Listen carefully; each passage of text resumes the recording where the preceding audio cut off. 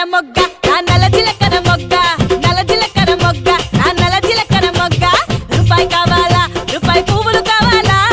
రూపాయి కావాలా రూపాయి పువ్వులు కావాలా నా రూపురేఖ సల్లగుంటే ఎలాగా మావా నా రూపురేఖ సల్లగుంటే